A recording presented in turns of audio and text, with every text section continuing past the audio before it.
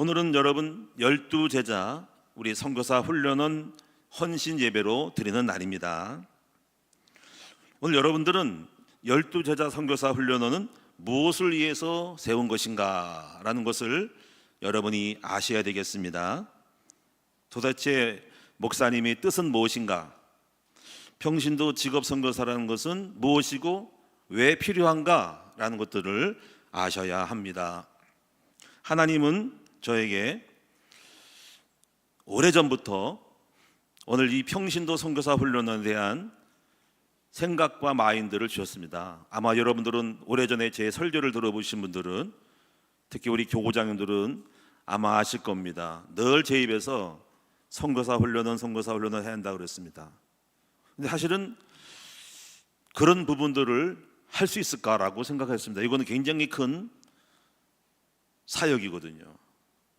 선교사 훈련을 해온다는 것은 학교를 한다는 거거든요. 신학교를 한다는 겁니다. 사실 이것은 저에게서 부담이 되었어요. 지금 교회 일도 많은데 이것을 할 수 있을까? 조금 피하고 싶은 생각이 들었습니다. 근데 하나님이 성령께서 내 마음을 주셨습니다. 그래서 이제 여러분, 제가 사실은 알다시피 제가 직인도 만들었었어요. 직인 전문인 선교사 훈련이라고 직원 만들었고, 사업자 등록까지 다 만들었습니다. 믿음으로. 그래가지고 진행하다가 한참 이게 신학원 하다가 바빠가지고 제가 슬쩍 안 하려고 피하려고 했었습니다. 그래가지고 요셉지대학교 세우면서 그 학교에 사업자 등록이 필요해가지고 제가 사실은 새로 사업자 선정을 내지 않고 그 사업자 등록증이 명칭을 변경을 했어요. 명칭 변경, 사업자 등록증 명칭을 선교사 훈련은 명칭을 바꿔서 요셉지대학교로 한 거예요. 근데 그렇게 했더니 그때 했던 어떤 그 은행과 통장 계좌가 지금도 그걸 나와요. 지금도 어떤 그거를 개통해 가지고 은행 개설한 것들이 명칭이 선교사 훈련으로 나오는 거야. 참 신기하다. 없어졌는데 어떻게 나올까 하는 거죠. 그만큼 제가 이 말씀 드린 건 뭐냐면은 이거예요. 하나님이 제 마음에 주신 것들을 하나님이 이루신다는 겁니다. 결코 내가 피하려고 그래도 하나님은 언젠가 반드시 이루신다는 것이어서 제가 좀 무서운 마음이 들어요. 이것은 내 뜻이 되는 것이 아니라 하나님의 뜻 가운데서 이루어지는 사역입니다. 사실 저는 중직자 대학원에 대한 것에서 사실은 굉장히 많은 부담이 좀 있었어요. 그런데 갑자기 올해 그 중직자 대학원을 하나님의 마음속에 선교사 훈련으로 싹 바꾸는 일들이 이루어진 거예요. 그런 취지가 있으면서 제가 몇 가지를 정리해봤더니, 지금까지 우리 큰나무교회 훈련 사역이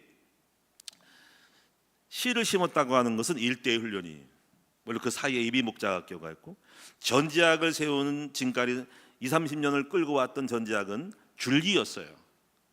근데 결국 보니까는 꽃은, 열매는 뭐냐면 선교사 훈련원님을 알았습니다. 딱 마무리가 된 거예요. 오늘 그래서 이 선교사 훈련은 여러분이 이런 의미가 있다는 걸 아시고, 자, 오늘 제가 여러분에게 설교보다 영상을 조금 합당한 영상을 좀 찾아서 여러분에게 전달할 테니까 그 영상으로 여러분 나타나는 한국교회의 문제점과 한국교회 미래에 대한 문제점과 왜 우리가 이 평신도 선교 사역을 해야 되는가, 나는 여러분 이런 마인드에 대해서 저와 여러분이 같이 공유하고 함께 일어나 빛을 발할 수 있는 여러분 되기 바랍니다. 새로운 시대가 열린 거예요. 새로운 시대가. 자, 한번 그래서 영상을 한 17분짜리인데 조금 길어서 제가 한 5분 중간에 자르고 그건 제가 설명을 하고, 1단계, 2단계, 3단계인데 첫째는 문제를 제시하고, 두 번째가 원인을 말하는데 제가 설명하고, 마지막에 해답을 좀 드리면서 이 영상이 무엇을 말하는지를 좀 보겠습니다. 한번, 자, 우리 방송실에서 한번 영상부터 한번 보도록 하겠습니다. 자, 틀어주시기 바랍니다. 신학교 캠퍼스의 아침을 기억하시나요? 낡은 가방을 어깨에 메고 히브리어 단어장을 손에 들고 걷던 그 길 말입니다. 강의실 문을 열면 커피 향보다 더 진한 무언가가 있었죠. 그건 바로 사명의 열기였습니다. 주님, 제가 여기 있나이다. 나를 보내소서. 눈물로 기도하던 동기들의 목소리가 들립니다. 세상을 다 바꿀 것 같았던 그 뜨거운 열정. 우리에게 신학교는 단순히 학위를 따는 곳이 아니었습니다. 하나님의 나라를 꿈꾸던 거룩한 성소였어요.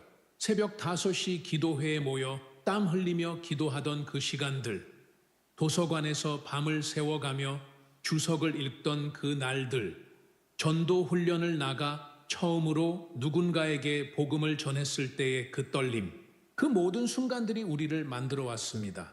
그런데 말입니다. 지금 그 성소들이 소리 없이 무너지고 있습니다. 텅 빈 강의실, 주인 없는 책상들, 먼지만 쌓여가는 도서관. 여러분, 상상이나 해보셨습니까? 100년이 넘는 역사를 지탱해온 명문 신학교들이 매물로 나오는 현실을요, 평생을 학생들에게 헌신하신 교수님들이 강단 대신 생계 전선으로 내몰리는 모습을요, 충격적인 수치를 말씀드리겠습니다. 2026년 한 해 동안 전 세계적으로 약 20곳의 주요 신학대학이 문을 닫거나 사실상 폐교 수준의 합병을 겪게 됩니다. 20곳입니다. 이건 먼 나라 이야기가 아닙니다. 미국 복음주의의 심장이라 불리던 풀러 신학교, 고든 코넬 신학교, 트리니티 신학교, 이런 학교들이 이미 학생 수의 절반을 잃었습니다. 그리고 캠퍼스를 팔고 있어요. 더 무서운 건 한국입니다. 2023년 107년 역사를 자랑하던 총신대학교 신학대학원이 개교 이래 처음으로 정원을 채우지 못했습니다. 107년 만에 처음이에요. 한국의 7대 주요 신학교 중 5곳이 이미 정원 미달 사태를 겪고 있습니다. 신학생이라는 존재 자체가 희귀종이 되어버린 시대, 우리는 지금 목회자 실종 사건의 한복판에 서 있습니다. 도대체 무엇이 잘못된 걸까요? 왜 그토록 찬란했던 신학의 전당들이 무너지고 있는 걸까요? 오늘 이 시간 우리는 함께 이 질문에 답을 찾아가 보려고 합니다. 미국 신학교들의 처참한 붕괴 현장을 들여다보고 그 파고가 15년 뒤 한국 교회를 어떻게 집어삼킬지 살펴보겠습니다. 하지만 단순히 위기만 말하려는 게 아닙니다. 이 폐허 위에서 우리가 지켜야 할 진짜 사명이 무엇인지 그 해답을 함께 찾아보려고 합니다. 한 통의 이메일이 있습니다. 고든 코넬 신학교 총장이 전 세계 동문들에게 보낸 편지였어요. 거기에는 이런 문장이 있었습니다.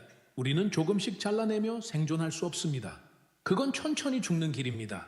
2012년 이 학교 강의실에는 1230명의 학생이 있었습니다. 강의실마다 사람이 가득했고 도서관은 밤늦게까지 불이 꺼지지 않았어요. 그런데 2021년 633명만 남았습니다. 9년 만에 597명이 사라진 겁니다. 절반이 증발했어요. 한 교수님이 말했습니다. 강의실에 들어가면 빈 책상이 먼저 보입니다. 예전에는 학생들 얼굴이 먼저 보였는데 풀러 신학교는 더 가슴 아픈 이야기입니다.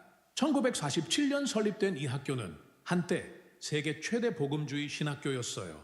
한국에서 온 유학생들이 꿈꾸던 곳이었죠.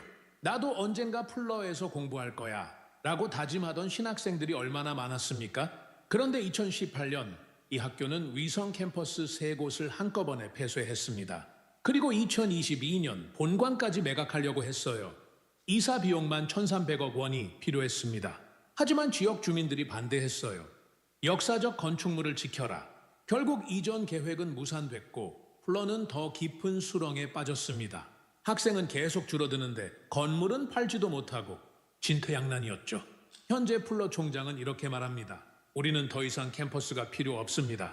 필요한 건 사람입니다. 하지만 그 사람도 오지 않고 있습니다. 고든 코넬로 다시 돌아가 볼까요? 2016년부터 2019년까지 이 학교는 매년 적자를 냈어요. 한 해에 8억 원에서 31억 원씩 적자가 쌓였습니다. 악순환이 시작됐습니다. 학생이 줄어 등록금 수입이 줄고 돈이 없으니 교수를 해고하고 교수가 줄어 교육의 질이 떨어지고 그러면 학생이 더 안 오는 거죠. 한 졸업생이 이렇게 고백했습니다. 제가 다니던 시절 우리 학교는 자부심이었어요. 그런데 지금 후배들에게 여기 오지 마라고 말하게 될 줄은 몰랐습니다. 너무 마음이 아파요. 이건 한두 학교만의 이야기가 아닙니다. 미국 전역에서 같은 일이 벌어지고 있어요. 신학교 절반은 학생이 줄고 있고 목회학 석사 과정은 계속 하락하고 있습니다. 가톨릭 신학교는 1년 만에 학생이 8%나 급락했어요. 왜 이렇게 됐을까요? 한 신학생의 고백을 들어보겠습니다. 제 친구는 3년 동안 신학을 공부했어요. 졸업하고 나서 담임 목사 청빙을 받지 못했습니다.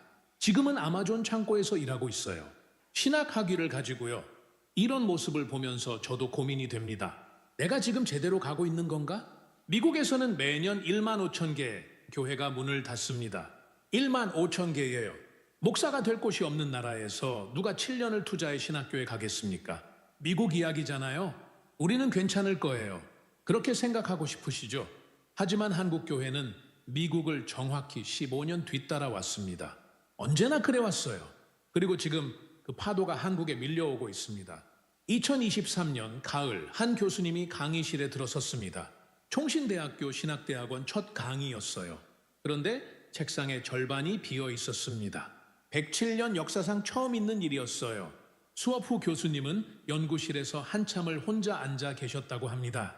내가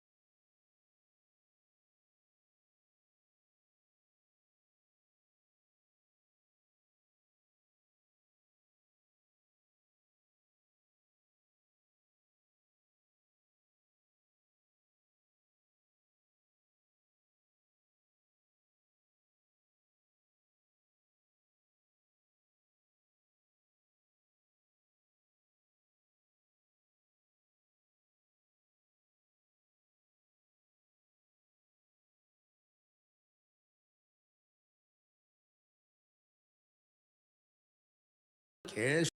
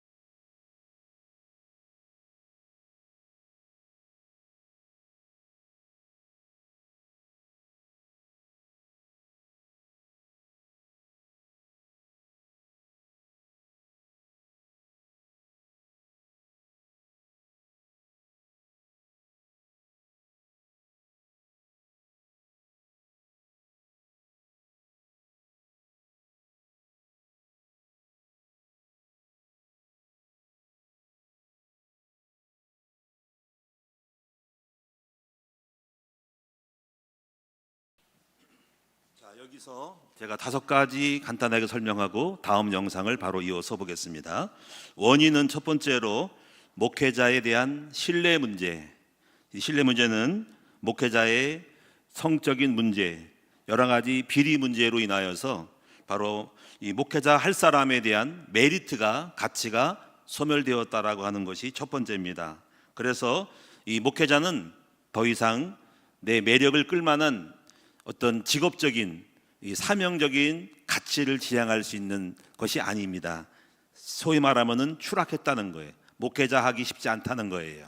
두 번째 부분은요, 경계적인 문제라는 겁니다. 7년 동안 공부해도 사역지가 없거나 또 실제로 사역을 해도 수년간은 월급이 적어요. 보통 200만 원, 파트는 150, 조금 잘하면 200, 300 때문에 5년, 10년을 해도 그거 가지고 결혼해서 먹고 살 길이 없어요. 막막해요. 그래서 대부분의 목사님들이 알다시피 투잡을 합니다. 투잡 뭡니까? 막간을 이용하여 택배를 하거나 대리운전을 하거나 막노동을 하거나 이것을 직업을 갖고 있습니다. 경제가 어려우니 누가 도전하겠는가라는 거예요. 세 번째 부분은요, 출산이 줄어서 교회 학교에 아이들이 없으니 당연히 신학교에 갈 아이들이 없기 때문에 신학생들은 줄고 그 신학생이 줄므로 학교는 재정이 어려워서 폐쇄할 수밖에 없게 되는 것입니다. 그리고 또 MZ 세대는요, 꼭 신학교에 가야 하느냐, 꼭 신학교에 가서 목회자가 되어서 교회를 개척하냐라고 하는 문제에 대한 반론이 있다는 거예요.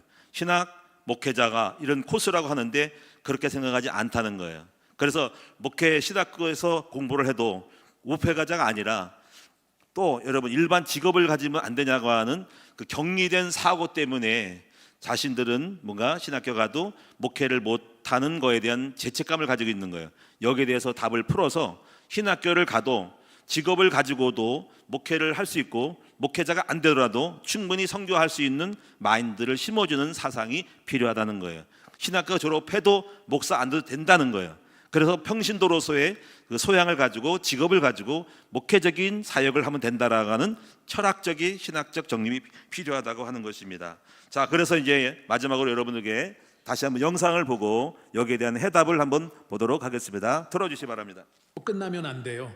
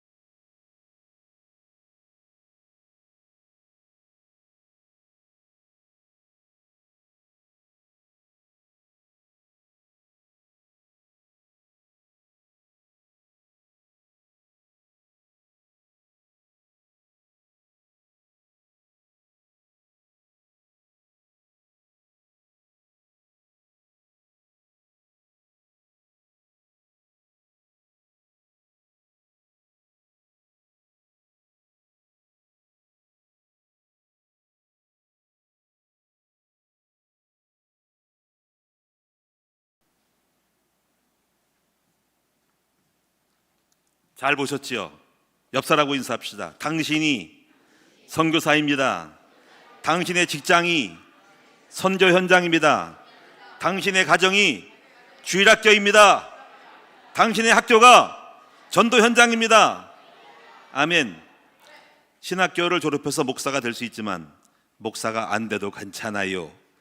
오히려 신학 공부를 해가지고 오히려 신학적 소용을 젊을 때 배워서 직업을 가지고 할 수 있다라는 거예요. 할렐루야. 목사할 수도 있고 안 할 수도 있다는 거예요. 그러니까 거기에 대해서 얽매이지 마시고요. 여러분이 얼마든지, 그리고 신학 공부하지 않은 우리 병신도들은 조금 우리 12제자 신학교에서 공부를 가르치고 신학적 소양을 줘서 여러분이 선교사로서의 그러한 마인드, 그러한 실력자들로 전도자로서 세워져 가게 될 것입니다. 그래서 우리 학교에서는요, 12제자 선교사 훈련에서는 평신도들로 하여금 신학적 소양을 좀 주면서 평신도 전도자로서 설 수 있도록 텐트 메이킹 선교사로 세워질 수 있도록 만들어 가기 위하여 세워지게 된 것입니다. 여러분 보십시오. 한국교회 지금 많이 어려움이 있죠? 걱정하지 마세요. 복음은 사라지지 않았습니다. 하나님은 새로운 시대에 새로운 역사를 일으키시는 거예요. 우리 큰나무 교회가 이런 새 역사의 주역이 될 줄로 믿습니다. 여러분, 우리가 왜 제가 12제자 선교사 훈련을 세운지를 여러분 이해하셨나요? 이해하셨다면 아멘 하십시오. 여러분 괜찮지요? 잘하고 있죠? 우리는 부족해요. 그러나 우리에게, 저는 그런 마인드를 갖고 있어요. 알았어요. 저는 우리가 평신도 선교사들을 세워서 이 땅에 하나님의 나라를 새로운 패러다임으로, 새로운 한국, 제2의 한국을 새 예루살렘으로 만들어갈 소명을 가지고 있습니다. 할렐루야. 마지막 정리하겠습니다. 먼저 우리 신학교, 앞으로 여러분 12제자 선교사 훈련은 단순히 우리 큰나무교회 안에 중직자들만 세우는 학교가 아니라 하나님이 제게 주신 비전대로 조금 모양을 만들어 가게 될 것입니다. 다시 말하면은 여러분, 우리 성도들은 직업을 가진 선교사지만 직업을 가진 사람으로 사역을 하는 거라는 거예요. 자, 그래서 이것을 텐트 선교사라 그래요. 텐트 선교사. 텐트가 누구죠?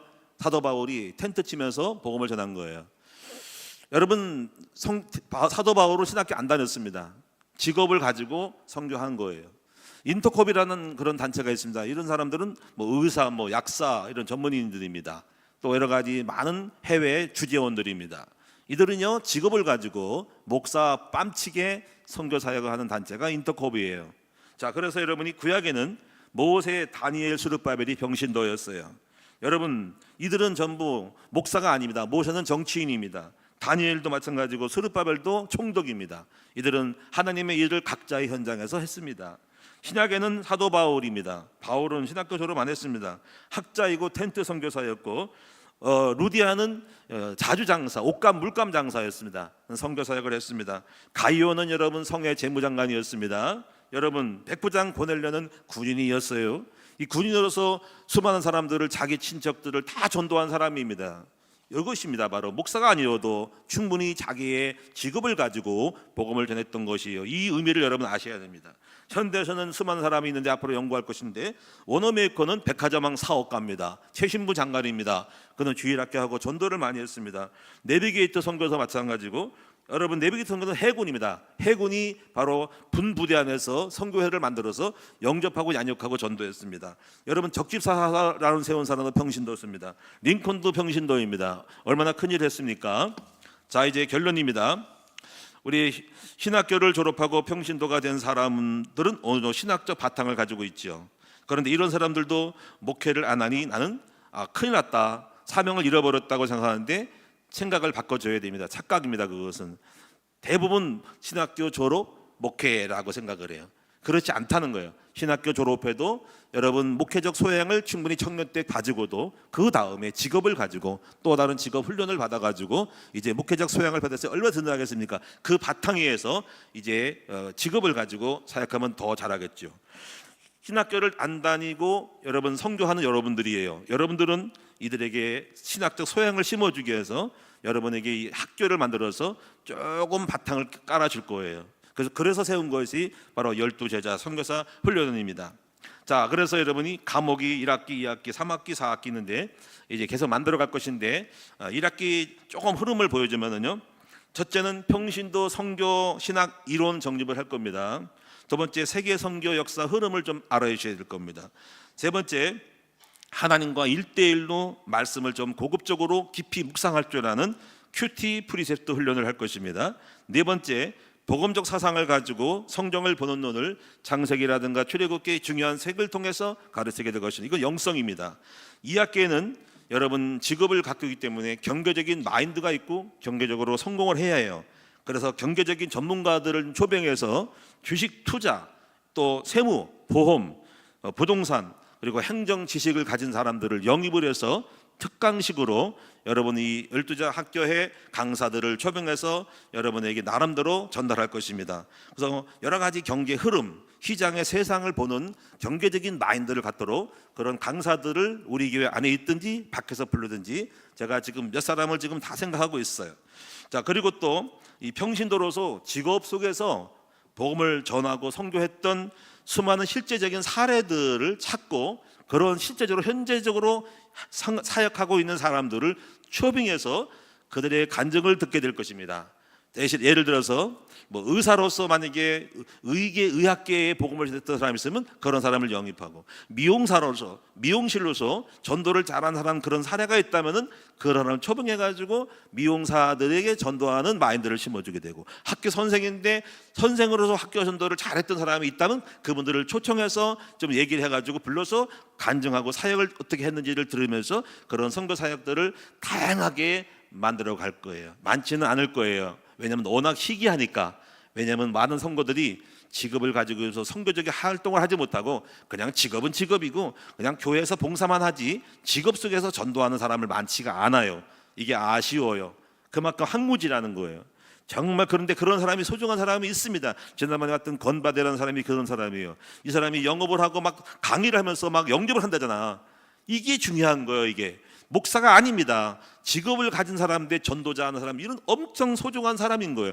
이런 일이 많이 일어나야 아버지 만인 제사장, 얼마나 많은 평신도가 성장을 살리겠습니까? 이런 운동이 일어나야 되는 거예요. 자, 이런 부분들이 있습니다. 그래서 기타 외에도 교회를 섬기는 또 중직자의 자세라든가 가정생활과 여러 가지 또 많은 또 여러 중요한 거는 영접도 할 수 있고 양육도 할 수 있어야 돼요. 그리고 셀 그룹을 만들어야 됩니다. 이분들이 다. 이 사람들이 다 그냥 선교하고 전도 끌고 오는 게 아니라 자기가 그분을 영접하고 양육하고 자기만의 셀 그룹을 만들고 전도자로서 그분 주변 사람들을 미션업으로 끌고 갈 수 있는 신학교에서 배웠던 여러분 말씀 공부, 다락방 팀 사역, 미션업에 대한 거를 이들이 할 수 있도록 그 소양을 가지고 만들어주는 사역을 또 해야 돼요. 자, 기타 여러 가지 쭉 많은 것들을 앞으로 하게 될 것입니다. 자, 그래서 오늘 여러분이 이런 정도로 말씀드리고, 앞으로 학교는 이제 우리가 이제 교회 안에서도 하시지만 생각을 많이 했어요. 하나님이 이렇게 지시하시고 마음을 주시기를 우리 세 분의 상가를 구입했죠. 이 상가에다가 학교를 할 생각을 하고 있습니다. 그 안에 좀 약간 공부할 수 있는 강의실 쪽으로 좀 그런 마인드를 가지고 꾸밀 생각을 갖고 있어요. 그리고 가능하면은 간판을 좀, 외부 간판을 12시에서 선교사 하려는 간판을 좀 걸을 거예요. 그리고 앞으로 홈페이지도 만들고 브로셔도 만들고 로고도 만들고 해서 여러 가지 조직적으로 가게 될 것입니다. 그리고 할 수만 있다면 저는 많은 사람들이 좀 메리트를 갖기 위해서 학점은행제를 좀 도입을 할 생각을 하고 있습니다. 연구 좀 해봐야 될 것 같아요. 옛날에 우리 국청협이 학점은행제 했던 것으로 제가 알고 있어요. 그리고 자료가 있습니다. 연계해서 법적으로 가능한지, 그리고 규칙을 정관을 바꾸든지 해서라도 어쨌거나 우리는 그런 거를 만들어 가지고 학교 학점은행제를 하게 되고 한번 해보려고 생각을 하고 있습니다. 그리고 나중에 또 어떻게 하나님 함께 하시면은 일반 목사만 학교가 아니라 평신도 선교사 신학교를 세워서 나갈 수도 있겠습니다. 외부 교인들도 올 수 있도록 그렇게 해야 됩니다. 우리 교회뿐 아니라 외부 교인들도 심사해서 오게 만들어서 돼야 됩니다. 그래서 여러분이 이제 앞으로 학교를 통해서 우리 장학금도 주고 여러 가지 교수들을 계속 선발해가지고 좋은 교수들을 많이 선발하고 또 과목도 잘 정리해가지고 진행해 나가면서 만들어갈 생각을 하고 있습니다. 사랑하는 우리 큰나무교회 성도 여러분, 하나님은 우리 큰나무교회를 통해서 한국교회를 살리고자 하는 새로운 평신도 운동을 일으키고자 하고 있습니다. 여러분 어떻게 하실지 저도 궁금해요. 왜 하나님이 이렇게 제가 안 하려고 조금 접으려고 했는데 갑자기 일으키시는지 하나님이 놀라워요. 주님이 마음에 주신 것들은 결코 흘러보냄이 없는 것 같아요. 하나님의 역사를 기대하면서 우리가 지나치게 하지 않지만은 지금까지 주신 생각과 마음대로 계속 기도하면서 만들어갈 생각을 하고 있으니까 이번에 여러분이 도전하셔서 함께 새 역사를 만들어가고 훈련받은 여러분들이 앞으로 꽃을 피울 수 있는 12제자 선교사 훈련에 많이 도전하시기를 주님의 이름으로 축원을 드립니다. 할렐루야. 우리 사회자 나오겠습니다.